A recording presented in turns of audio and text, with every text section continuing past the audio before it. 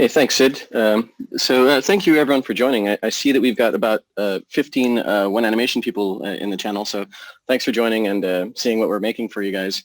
So as Sid mentioned, we're an ex-Softomage house, so we have a lot of experience with ICE. When we did the switch over to Maya a couple years ago, like we've grown to really love Maya, but there was always a bunch of stuff missing, like a bunch of power missing that we could do with ICE. And we kept promising the animators that, just wait for Bifrost to come out, then you're going to get these tools back, and we're gonna push the technology forward. So thankfully, we're in a position now where that can happen. The Bifrost developers have done an amazing job. Like it's to be honest, it's exceeding what ICE was, and I'm really optimistic about the future. So okay, so I'm gonna walk through. One thing I asked Sid. I asked Sid for us to have this chat because I really do want to dispel the idea that Bifrost is just for effects. He mentioned that before, but it's something that's really quite prevalent in the industry. And I think if we can change people's minds so that they understand that it's more than just an effects tool, it's a way to fundamentally rethink all aspects of your animation pipeline, like down to asset creation, but also to animation. I mean, the sky's the limit. So if we can change a couple minds with that, then I think we'll be doing a service for the industry. Okay, so let me share the screen. Share screen.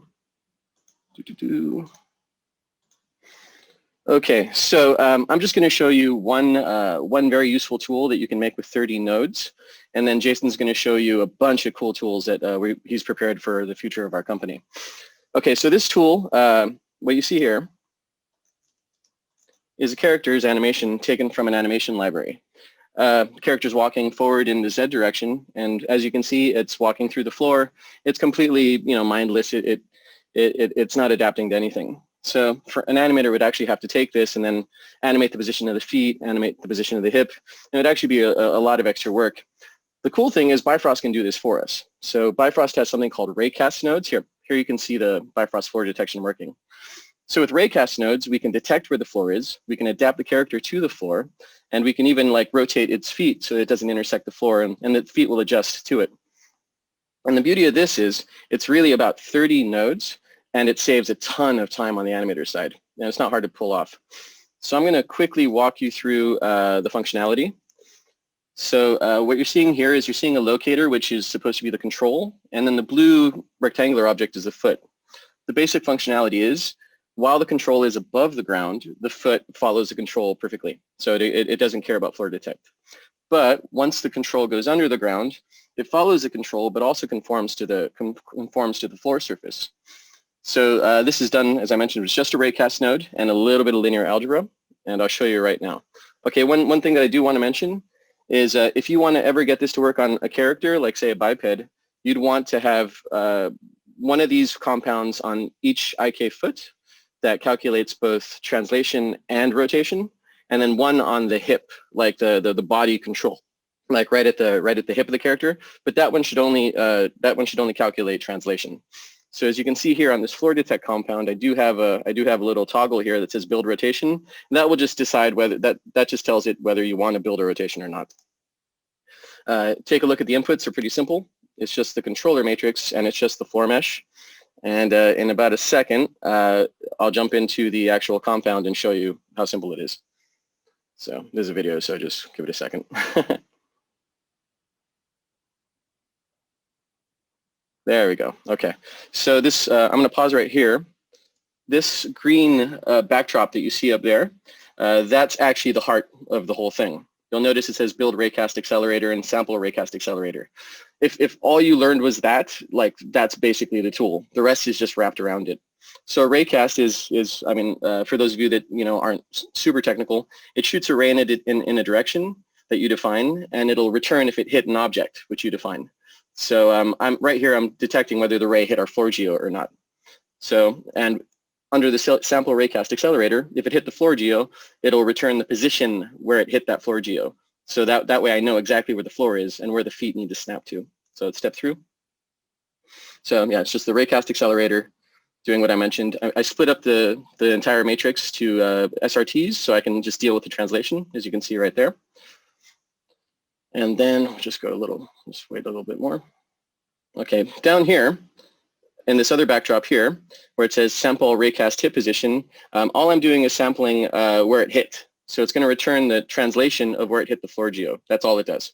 So, so the cool thing about that is the return of this. Sorry, I accidentally went in there. The return of this is that we now have the exact translation where the foot hit the floor. If we just output this, we could be done. Like we could have just a translation, but unfortunately we need to worry about rotation as well. And rotation's what is a little bit harder. You have to learn a little bit about Quaternions and stuff. But I won't jump too deep into Quaternions, but I'll describe them pretty quickly. So I should be jumping in any second now. Okay, so I'm going to pause right here. So this is taking the same location that the raycast hit, and it's going into a sample property node that is set to sample the point normal. So this samples a normal of the location of where it hit. This is how we're going to build the rotation. Now on the backdrop below, now I did this with my own nodes, but there is a get angle between vectors compound out there. I made this a long time ago. I didn't even know about that compound. So here I'm just finding the angle between -1y and the point normal of where it hit. This is going to give me the angle that I should rotate the foot on. That's it. Okay, so this next thing is I'm doing a cross product between the point normal and -1y. What this will do is it's going to give me the perpendicular vector. That's the axis that I want to rotate on. So now I have axis and I have the angle to rotate on. So I pump it into an axis and angle node, and then I multiply the Quaternions together of this and the original controller. That's how I build the rotation. So I know that that seems a little complicated, but just with some basic linear algebra knowledge, like you'll figure that out. For the TDs amongst us, that was probably pretty easy. What's left here is I'm just doing some ifs to see, do I need to build a rotation? If so, build the Quaternion. And if the floor was detected. If the floor was detected, snap to the floor. If not, just follow the controller. That's basically it. That's how you do floor detect with 30 nodes. And this is how you can save hours and hours and hours of animation off of, for all of our animators. So we've been waiting a long time for this. We had this in ICE, and we had some prototypes that we built before using C++, but nothing gave us the performance that this does. And yeah, that's basically it. 30 nodes, and you've just made every single one of your animators' life a lot easier. So that's a basic example of like how you can use Bifrost to make production go faster. So Jason's been on this full time though, and Jason's got a bunch of really cool stuff that he's going to show you that goes really far more in depth. But yeah, I guess I'll just pass it over to Jason now. Cool, thanks, dude. Let me switch over to my screen quickly. And there we go. Okay, so hey guys, first of all, I'm in charge of the Maya pipeline over at One Animation. And like Enrique said, I've been kind of tasked to figure out ways on how we can actually use Bifrost, not only in effects, but just in rigging, animation, layout, just anything in Maya in general.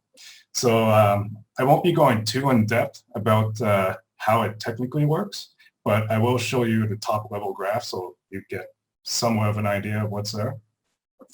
But to kick it off, let me just start this guy. So right now we have a planar squash reformer. So over here I'm plugging in the cube, and I'm plugging in the mesh as a collider.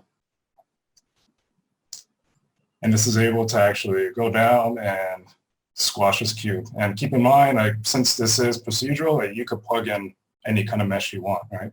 Which is the benefit of using Bifrost. Now, usually I would have to go through probably R&DS and Python, see if it works okay, and then later on I would convert this over to C++ for performance reasons. But since you can kind of skip all that and you can prototype everything inside of Bifrost, which is pretty nice since it just makes it easier to iterate different kind of versions and play around a bit. It's kind of like a sandbox, to be honest, which is really cool.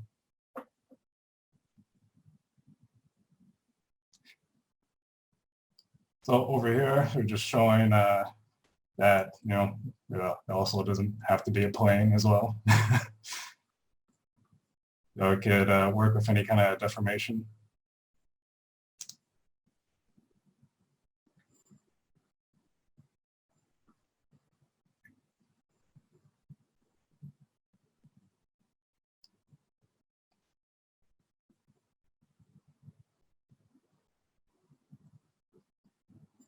And again, since this is a procedural, you can also just duplicate these guys and drop them in over to the graph, and you can start using these as collision objects.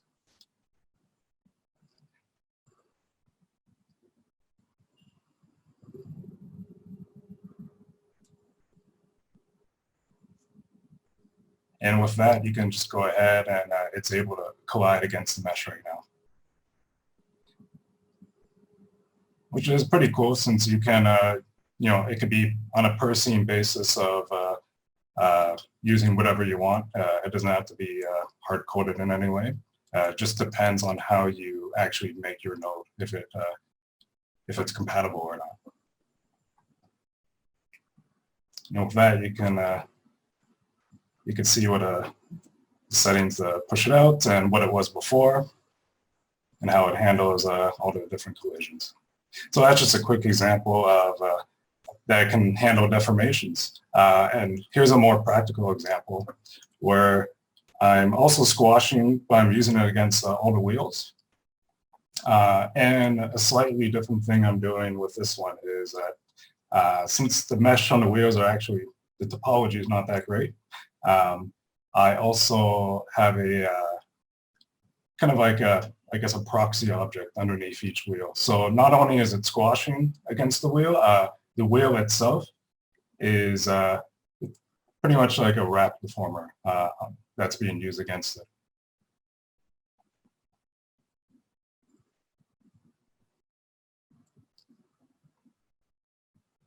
And those are the proxy objects I've been talking about.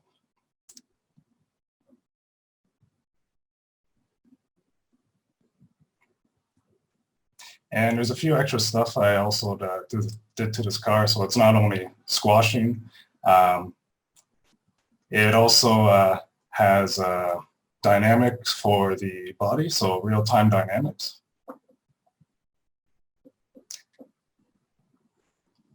I don't know if you can make it out, but it does have auto rotate as well on the wheels. And with that, you can see it all working together.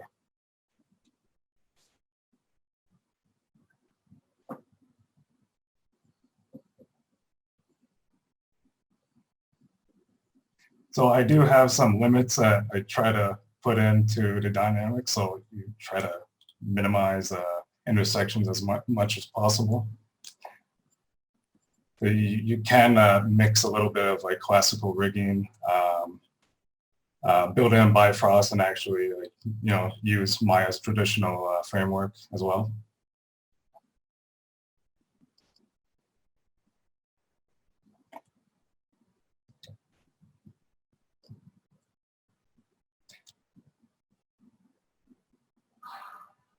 So here's the graph that shows how to do the dynamics.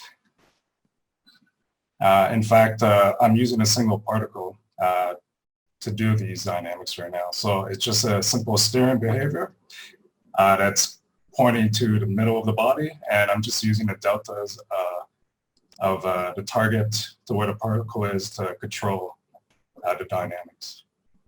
And later on, I'll be explaining a bit more of how that works. And the last thing that it does as well is kind of like a cartoon effect to stick the wheels onto the ground. So kind of like what Enrique did with Raycast, I can also Raycast these wheels, and everything is still working with auto roll and squash. So yeah, you can also use Bifrost for more traditional rigging solutions as well.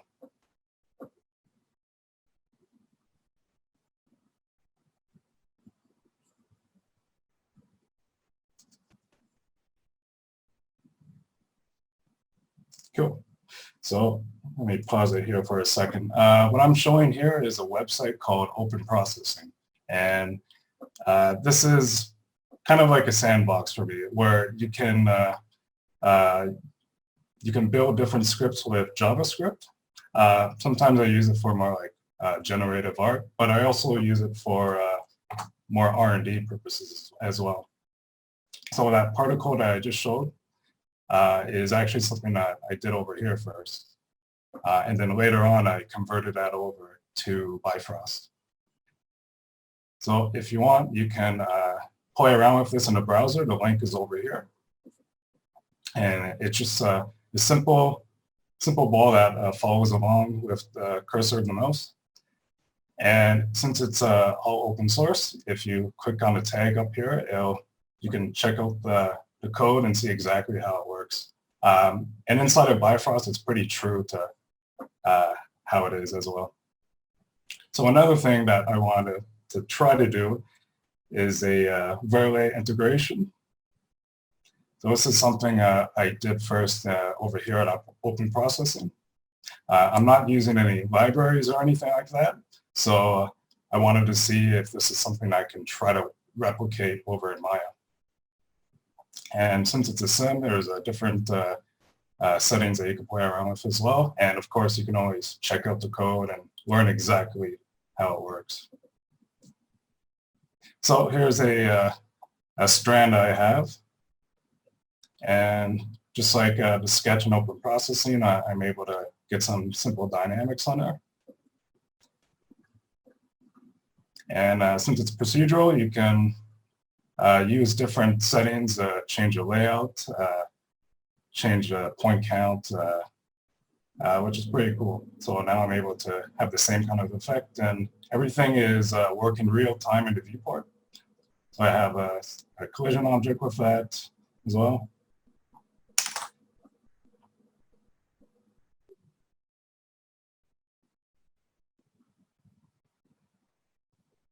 And I figured kind of the next logical step is I would want to take any given curve and just make that dynamic. So that's what I'm trying to do here. Just draw a curve out, put it inside Bifrost, and just make it dynamic. So there's a few settings that I could play along with it as well. And one of it is just the snap points. I mean, technically, I hard-coded just the first and the last to be snap, but you know, it would be possible to make it so you can even paint what verts are snapping as well. So next logical step I figured is I got to get mesh working. So I did a simple compound for a chain where you can set the size, how many links there are. So somebody in the question, the Q&A mentioned about how to do procedural modeling. Maybe it is not the most fancy example, but in a sense, yeah, you could also use it like this to do procedural modeling. Each link is also using a Bifrost instance as well, so it tries to squeeze a little bit of extra performance for it.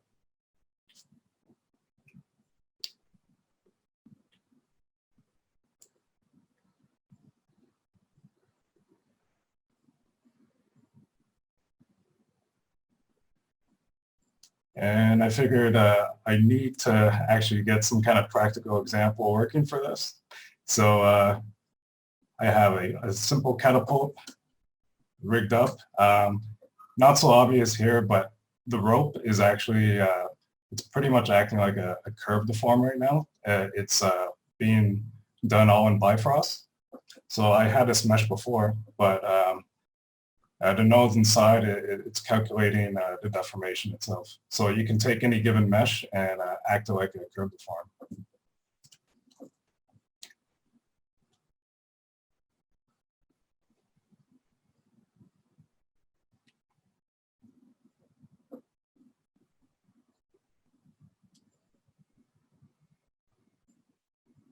And one new feature that's showing over here is I made it so it'll snap out and you can set a certain distance for that. So it could be a little more interactive with animation and how they actually use it as well. And something I'll mention here, let me pause a quick bit, is you could change the rope type. So this is using the braids from Maxim, who I think is in the attendees right now. Hey, dude. So the really cool thing about this is I have no idea how this works. It's just a compound that Maxim uploaded for us to download. And it kind of shows you the power of Bifrost, where you don't even have to know how something works, where it could be to the point of plug and play, where, you know, this whole idea, I had no idea I was going to use the braids, and all of a sudden it's something you could just go ahead and use. And with that, everything is still working as usual with snapping everything out. And because I had the chains before, I can also use the chains over here. So you're slowly building up a library of compounds that you can use later on.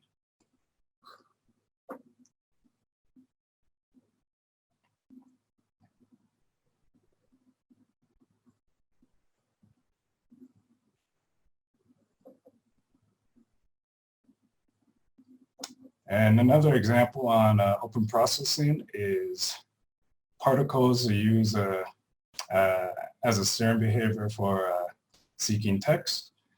So this is actually the same thing I use for the car body, but except now we have a ton of them. So I'm trying to use the same effect over here inside of Maya.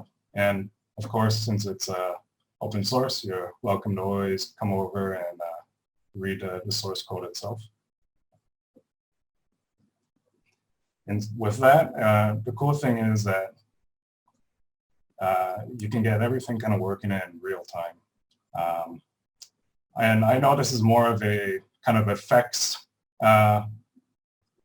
centric kind of thing, although this got me thinking, you know, what other uses you can do for maybe animation. And so for this example, we have primitives over here. And the way how this works is that this locator is going to drive where these particles are settling. And it's going to make up that mesh that you put in. And keep in mind, this is all procedural as well. So you could always take a primitive away, or you can always add one in. The primitives are over here on the top. And I could just imagine practical examples you could do with this. Like maybe you have a bunch of flies going around, and as a character is walking towards it, you can have these flies actually interact with the character. So you can get stuff that is more interactive with animation. And here's an example where now instead of drawing it as trails, you can draw it as something else. So you can make interesting play blasts with these as well.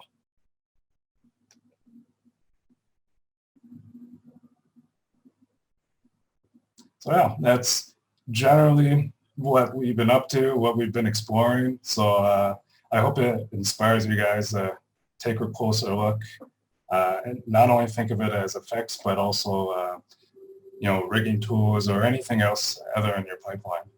So yeah. Thanks, and Sid, I think you can go ahead and take over.